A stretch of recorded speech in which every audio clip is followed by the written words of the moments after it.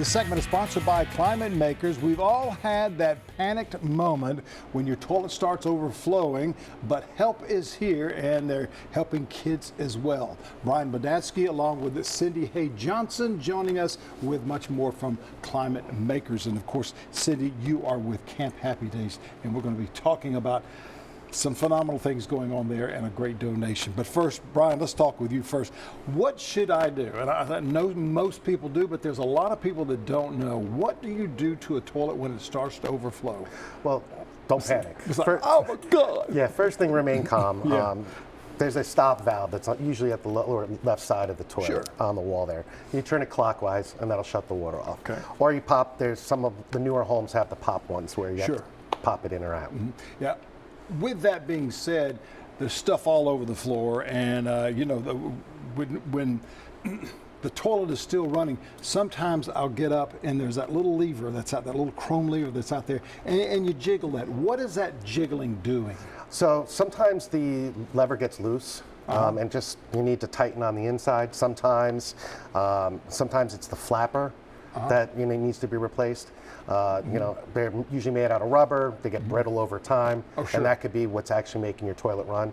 And then sometimes even the valve stem that's inside the toilet. So best thing to do is get a plumber out there, get ClimateMakers out there, and have someone come take a look at it for you. And a lot of times when you guys come out, you can say, you know, there's the stopper valve, there's that little rubber gasket that needs to be replaced, but I'm seeing some other areas of interest that I may need to replace. If you would like me to replace those, because they will be breaking down in a short period of time.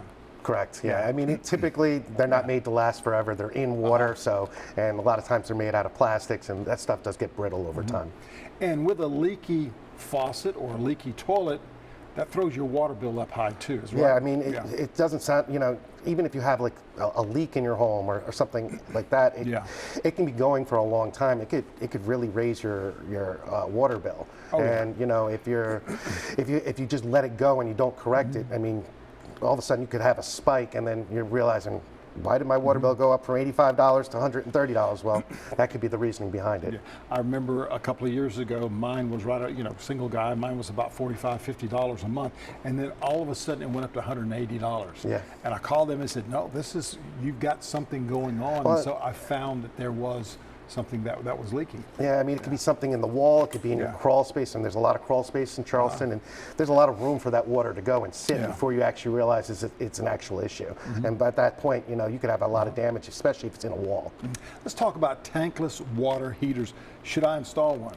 Well, it depends on the plumbing on the house. I mean, a lot of people are moving over to them because they are really energy efficient. You know, they're on demand. So the water, instead of having a big tank with a storage that's got to be constantly heated so that you have water, it's heated on demand. So typically you have a lower bill when it comes to the amount of gas or electricity you're going to be using. So there is some benefits there. They cost a little bit more, but I would consult with a professional to see if it fits the plumbing that's in your house. And again, you can regulate the heat that comes in there, where it's way too hot or it's just right. Just right.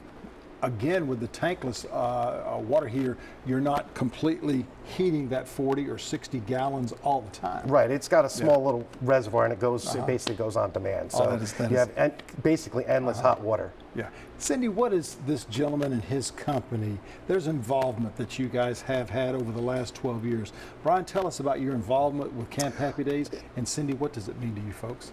Well, so I mean, I started out as a volunteer a year after my wife did it, and I started working in the Kitchen, which is a program at a program area at the in-person camp, and I've been involved with different events throughout the year, and we've known each other. I think we came in about the same exact time. We did. I've been executive director for 11 years, and Brian was here the whole time helping with that first gala that we put on.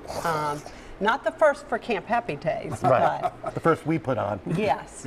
And let me tell you, Brian runs the Kitchen at camp, and it is the most popular program area we do.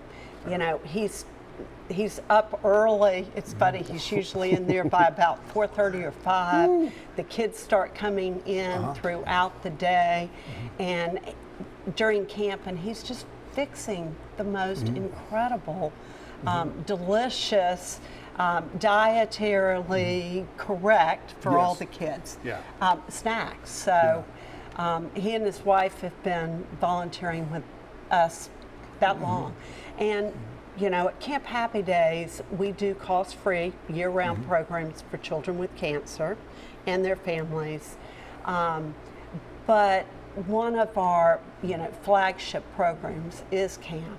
And it's just incredible to have the kind of volunteers that we have, like Brian and Asia. You know, at camp, we'll have 225 children. Wow. And we'll have 150 volunteers. So when you think that a small organization with 6 employees has hundreds of volunteers, Brian is volunteering this weekend at a family event, cooking great tailgating food for, you know, our campers and families. So it's, you know, our relationship with children that have cancer and their families and our volunteers. Camp Happy Days is all about a community and a family. Yeah, and I know that you and your wife Asia volunteer, and they enjoy your volunteering.